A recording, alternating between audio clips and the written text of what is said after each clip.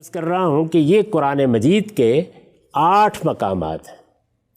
انہی مقامات پر جنت کی عورتوں کا ذکر ہوا ہے. ہمارے ہاں تو عام طور پر ویسے لوگ پروپیگنڈا بھی کرتے ہیں کہ قرآن مجید میں جگہ جگہ یہ ذکر ہوا ہے. 8 مقامات ہیں پورے قرآن میں. اچھا. اور ان میں سے 4 مقامات ہیں جن میں ان عورتوں کے اوصاف بیان کرتے ہوئے، یعنی بہت سے اوصاف میں نے آپ کو بتایا نا، وہ عربی زبان کے بہت سے خوبصورت الفاظ میں بیان کیے گئے ہیں. 4 مقامات ہیں، کل 8 مقامات ہیں، ان میں سے 4 مقامات ہیں جن میں عورتوں کی صفات بیان کرتے ہوئے لفظ حور استعمال ہوا ہے. اچھا. اب یہ لفظ حور جس کے بارے میں نے عرض کیا، ہمارے ہاں یہ خیال پیدا ہو گیا لوگوں میں کہ یہ غالباً کسی مخلوق کا نام ہے. اور اس کی وجہ بھی یہ ہوئی کہ یہ لفظ چونکہ اپنے صوتی آہنگ کے لحاظ سے خوبصورت بھی تھا اور ایک بہت ہی مختصر لفظ بھی ہے، تو یہ رائج ہونا شروع ہو گیا فارسی زبان میں بھی، ہمارے ادب میں بھی. حوریان بہشت کی تعبیر ہو گئی، خود ہم نے اس کو اختیار کر لیا. اس کے معنی کی طرف لوگوں کی توجہ نہیں رہی. درا حالے کہ جس طریقے سے باقی الفاظ آئے ہیں یہ بھی اسی طرح کے ایک عربی زبان کا لفظ ہے. اچھا. اور ایک ایڈجیکٹو ہے، صفت کے طور پر آیا ہے. یعنی اگر عورت کو آہو چشم کہنا ہے تو اس کے لیے ظاہر ہے کہ این کا لفظ استعمال کیا گیا ہے. شرمیلی نگاہ والی کہنا ہے تو کاسرات الطرف کا لفظ استعمال کیا گیا ہے. ہمسن کہنا ہے تو اس کے لیے ایک لفظ استعمال کیا گیا ہے. اگر کنواری کہنا ہے تو اس کے لیے ایک لفظ استعمال کیا گیا ہے. بالکل اسی طرح یہ بھی ان لفظوں میں سے ایک لفظ ہے. ٹھیک. تو اگر یہ ان لفظوں میں سے ایک لفظ ہے تو میں یہ گزارش کروں گا کہ پھر اس کے بعد اس کو الگ سے کوئی اسم علم کے طور پر لینا یہ عربیت کے بالکل خلاف ہوگا. اچھا. یعنی جیسے باقی صفات ہیں اسی طرح یہ بھی ایک صفت ہے. یعنی عورتوں کی صفات میں سے ایک صفت. اگر میں نے ایک جگہ گل بدن کا لفظ استعمال کیا ہے، دوسری جگہ گل اندام کا لفظ استعمال کیا ہے، تیسری جگہ نازنین کا لفظ استعمال کیا ہے، تو یہ جتنے الفاظ میں استعمال کر رہا ہوں یہ سب کے سب کیا ہیں؟ عورتوں کی خوبصورتی کو بیان کرنے کے لیے ان کی صفات. سیرت کو بیان کرنے کے لیے بھی آپ نے دیکھا کہ خیرات کا لفظ استعمال ہوا. یعنی ان کی سیرت بھی بہت غیر معمولی ہوگی. یہ جو لفظ حور ہے کیونکہ یہی مسئلہ بن گیا ہے، تو آپ یہ دیکھ لیجئے کہ اس لفظ کے بارے میں اہل علم کیا کہتے ہیں. یہ میں آپ کے سامنے مولانا سید ابو اللہ صاحب مودودی کا ایک نوٹ رکھ دیتا ہوں. انہوں نے یہ نوٹ سورہ دخان کی تفسیر میں لکھا ہے. ٹھیک. وہاں اوپر لفظ کیا آیا ہے آیت 54 میں، وَزَوَّجْنَاهُمْ بِحُورٍ عِین، یعنی ہم نے ان کو گوری گوری آہو چشم عورتوں سے بیاہ دیا ہوگا. وہ لکھتے ہیں اصل الفاظ ہیں حور عین. یہ دیکھیے اس کی وضاحت کر رہے ہیں، یہ بتا رہے ہیں کہ ان الفاظ کے معنی کیا ہیں. اصل الفاظ ہیں حور عین. حور جمع ہے حورا کی. یعنی عربی زبان میں جس طریقے سے مختلف صفات ایڈجیکٹیوز استعمال ہوتے ہیں اسی طرح حور جمع ہے حورا کی، اور حورا عربی زبان میں گوری عورت کو کہتے ہیں. اچھا. یعنی جس طرح سے آہو چشم عورت ہے، جس طریقے سے کاسرات الطرف عورت ہے، اسی طرح سے اگر کسی عورت کے رنگ کی خوبصورتی بیان کرنی ہو تو اس کو کیا کہیں گے؟ حورا. اور حورا عربی زبان میں گوری عورت کے کہتے ہیں. اس کے بعد دوسرا لفظ قرآن کیا استعمال کرتا ہے؟ این. وہ کہتے ہیں، اور این جمع ہے عینا کی. یعنی بالکل ایک ہی طرح کے الفاظ ہیں، اور یہ لفظ بڑی بڑی آنکھوں والی عورت کے لیے بولا جاتا ہے. تو اب یہ معلوم ہو گیا کہ یہ دونوں الفاظ کوئی اسم علم نہیں ہے. ان میں سے حور بھی تنہا کوئی اسم علم نہیں. یعنی یوں نہیں ہے کہ جیسے جن ایک مخلوق ہے اس کا نام جن ہے، ملائکہ ایک مخلوق ہے اس کا نام ملائکہ یا ملک ہے، بلکہ عورتیں ہیں جن کی صفات بیان کرنے کے لیے، جن کی خوبصورتی بیان کرنے کے لیے، جن کی سیرت کو بیان کرنے کے لیے کہیں خیرات کا لفظ آیا ہے، کہیں این کا لفظ آیا ہے، کہیں کاسرات الطرف کا لفظ آیا ہے، کہیں حور کا لفظ آیا ہے. ٹھیک. تو 4 مقامات پر یہ لفظ آیا ہے. اب آپ یہ فرمائیں گے کہ ہمارے ہاں تو ترجمہ کرنے والے بھی عام طور پر حوری کا لفظ لکھ دیتے ہیں. جی. تو یہ روایت بھی بہت بعد میں قائم ہوئی ہے. اچھا. یعنی جب ایک لفظ اردو زبان میں آ گیا، لوگوں نے اس کو بولنا شروع کر دیا، شاعروں نے اس پر شعر کہنے شروع کر دے جس میں لاکھوں برس کی حوریں ہوں، ایسی جنت کو کیا کرے کوئی. تو یہاں اگرچہ الفاظ تو قرآن میں اور بھی استعمال ہوئے تھے، لیکن یہ لفظ ہماری زبان کا حصہ بن گیا. جنت کی عورت کے لیے حور کا لفظ ہم نے اختیار کر لیا، حوریان بہشت کی تعبیر اختیار کر لی. یہ فارسی میں بھی آ گئی، یہ ہماری زبان میں بھی آ گئی.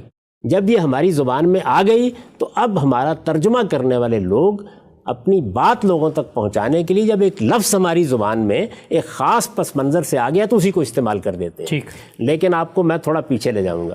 قرآن مجید کے اولین مترجمین میں سب سے بڑی شخصیت شاہ عبد القادر کی، امام الہند شاہ ولی اللہ کے صاحبزادے.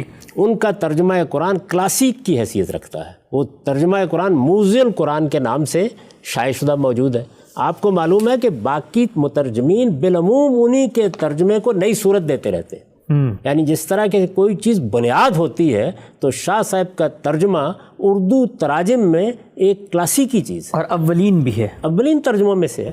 یعنی ہو سکتا ہے کہ کوئی ایک آدھ ترجمہ اور بھی لوگ نکالنا ہے، لیکن یہ حقیقت ہے کہ اردو زبان میں جس کو اولین ترجمہ مانا جاتا ہے عام طور پر وہ شاہ صاحب ہی کا ترجمہ ہے. اور شاہ صاحب کے ترجمے ہی کو سامنے رکھ کر دیوبند کے علماء میں تراجم کیے ہیں اور بہت سے اہل علم نے تراجم کیے ہیں. اور میں آپ سے عرض کر رہا ہوں کہ اس میں کوئی شبہ ہی نہیں ہے کہ وہی بنیادی ترجمہ ہے جس کو سامنے رکھنا ناگزیر ہو جاتا ہے. اور شاہ صاحب کا ملکہ عبور دسترس بھی عربی زبان اس میں کیا شبہ ہے جی. وہ ایک جلیل القدر عالم ہے اور وہ شاہ ولی اللہ کے گھرانے سے ہیں اور قرآن مجید کا انہوں نے ترجمہ کیا ہے، مختصر تفسیر لکھی ہے موزی القرآن کے نام سے. جلیل القدر عالم ہے اور میں نے آپ سے عرض کیا کہ ان کے ترجمے کو بنیاد مانا گیا ہے. وہ کلاسیک کا درجہ رکھتا ہے اردو زبان کے تراجم میں. اب یہ چاروں مقامات پر میں ان کا ترجمہ آپ کو سنا دیتا ہوں. اچھا، یعنی انہوں نے کیا ترجمہ کیا؟ 4 مقامات. میں نے آپ سے عرض کیا کہ 8 مقامات ہیں کہ جن پر قرآن مجید نے عورتوں کے حسن یا ان کی خوبصورتی کو بعض صفات کے ذریعے سے بیان کر کے جنت کی نعمتوں کی تفصیل کی. 8 مقامات ہیں. ان میں سے 4 جگہیں ہیں جہاں پر حور کا لفظ استعمال ہوا ہے. تو یہ چاروں جگہیں دیکھ لیجئے. سب سے پہلے سورہ دخان میں دیکھیے. سورہ دخان میں یہ آیت ہے 54 اور اس کے الفاظ کیا ہیں؟ وَزَوَّجْنَاهُمْ بِحُورٍ عِین. دیکھیے حور کا لفظ آ گیا. اب شاہ صاحب کا ترجمہ سنیے. اور بیاہ دیں ہم نے ان کو گوریاں بڑی آنکھوں والیاں. اور بیاہ دیں زوجناہم، اور بیاہ دیں ہم نے ان کو گوریاں. یہ کس کا ترجمہ ہے؟ حور کا. اور این کا ترجمہ بڑی آنکھوں والیاں. اچھا، شاہ صاحب نے لفظ حور نہیں استعمال کیا بلکہ لفظ کا جو حقیقی مفہوم ہے اس کو سامنے رکھ کے ترجمہ کیا ہے. میں نے عرض کیا کہ یہ بہت بعد میں مستعمل ہوا ہے. یعنی شاہ صاحب جب ترجمہ کر رہے ہیں اس وقت یہ لفظ ہماری اردو زبان میں وہ صورت نہیں اختیار کر چکا تھا جو بعد کے مترجمین کے ہاں یا اردو زبان بولنے والوں کے ہاں ہم دیکھتے ہیں. ٹھیک. اس کے بعد تو آپ دیکھیے کہ ہماری شاعری میں وہ لفظ آ گیا، ہمارے ادب میں آ گیا، ہر شخص کی زبان پر آ گیا اور یہ تاثر بن گیا کہ یہ شاید جنت کی عورتوں کا کوئی نام ہے. یہ نام نہیں ہے. جنت کی عورتوں کی صفات قرآن میں بیان ہوئی ہیں. قاصرات الطرف بیان ہوا ہے تو وہ ان کا کوئی نام نہیں ہے. اطراف بیان ہوا ہے تو ان کا کوئی نام نہیں ہے. اسی طرح سے دوسرے الفاظ ہیں تو یہ بھی ایک لفظ ہے. اس کے بعد دوسرے دیکھیے سورہ طور میں استعمال ہوا ہے. اس میں الفاظ کیا ہیں؟ یہ آیت 20 ہے. وَزَوَّجْنَاهُمْ بِحُورٍ عِین. وہی الفاظ ہے کم و بیش. شاہ صاحب نے ترجمہ کیا ہے اور بیاہ دی ہم نے ان کو گوریاں بڑی آنکھوں والیاں. یعنی بیاہ دی ہم نے ان کو گوریاں. گوریاں حور میں نے عرض کیا نا حورا کی جمع ہے. اور بیاہ دی ہم نے ان کو گوریاں اور این کا ترجمہ کیا ہے اور بڑی آنکھوں والیاں. اس کے بعد سورہ رحمان میں یہ لفظ آیا ہے حور مقصورات فی الخیام. یہ آیت 72 ہے. یہ میں سنا چکا اس کا ترجمہ حور مقصورات فی الخیام. اب دیکھیے اس کا ترجمہ کرتے ہیں وہ گوریاں رکی رہتیاں خیموں میں. اچھا، ہے نا حور مقصورات فی الخیام، خیموں میں ٹھہری ہوئی. تو وہ ترجمہ کر رہے ہیں گوریاں رکی رہتیاں خیموں میں. یعنی یہاں بھی ایڈجیکٹو کا ترجمہ ہو رہا ہے، اس کو وہ الگ سے علم نہیں بنا رہے. بالکل نہیں بنا رہے، کسی جگہ بھی نہیں بنایا انہوں نے. اس کے بعد آخری جگہ کون سی ہے؟ 4 مقامات پر آیا نا یہ لفظ قرآن مجید میں. واقعہ ہے. واقعہ کی آیت 22 ہے. اس میں الفاظ ہیں وَحُورٌ عِین اور شاہ صاحب نے ترجمہ کیا ہے اور گوریاں بڑی آنکھوں والی. اچھا، تو یہ شاہ صاحب کا ترجمہ ہے. یعنی یہ خیال نہ ہو کہ میں نے کوئی الگ ترجمہ کر دیا ہے جس میں ہر جگہ انہوں نے یہ بات واضح کر دی ہے اور ہر لحاظ سے واضح کر دی ہے کہ یہ در حقیقت ایک ایڈجیکٹو ہے، ایک اسم صفت ہے.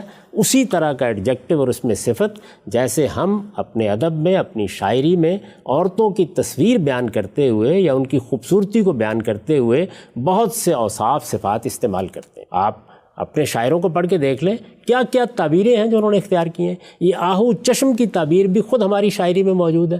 آنکھوں کی تعریف میں، لبوں کی تعریف میں، عارض کی تعریف میں بہت سی ایسی چیزیں ہیں یا تعبیریں ہیں جو ہماری شاعری اور ہمارے ادب میں بھی آپ کو مل جائیں گی. تو یہ قرآن مجید ہے جس میں یہ بیان کیا گیا ہے کہ یہ عورتیں وہاں ہوں گی اور ان عورتوں کو بیاہ دیا جائے گا، یعنی جوڑے بنا دیے جائیں گے۔ پہلے یہ بیان کیا قرآن مجید نے کہ وہاں پر اسی طریقے سے عورتوں اور مردوں کے جوڑے ہوں گے۔ پھر یہ بیان کیا کہ اس دنیا کے اندر جو سیرت، جو کردار بھی ہو، یہاں پر تو یہ ہو سکتا ہے کہ فرعون کے گھر میں آسیہ ہو اور لوط کے اور نوح کے گھر میں وہ عورتیں ہوں جن کو قرآن مجید یہ کہتا ہے کہ انہوں نے اپنے شوہروں کے ساتھ خیانت کی، لیکن قیامت میں یہ ترتیب نہیں ہوگی۔ وہاں پر جوڑے نیکوکاروں کے ساتھ بنائے جائیں گے، بدوں کے ساتھ بنائے جائیں گے۔ وہ اصولی بات سورہ نور میں بیان کر دی۔ اس کے بعد جب تفصیل کرنا شروع کی تو تفصیل میں حسن کو، جمال کو، سیرت کو، کردار کو، سب چیزوں کو مختلف جگہوں پر نمایاں کیا، یہاں تک کہ عمر کیا ہوگی، ہم سن ہوں گی، یہاں تک کہ کنواری ہوں گی۔ یہ ساری باتیں بیان کی قرآن مجید نے، اور بیان کرنے کے بعد اس میں یہ لفظ حور بھی استعمال کیا جو رنگ کو بیان کرتا ہے، رنگ کی خوبصورتی کو بیان کرتا ہے، اور وہ لفظ کیا تھا؟ حور، اور اس کا ترجمہ کیا ہے؟ گوریاں۔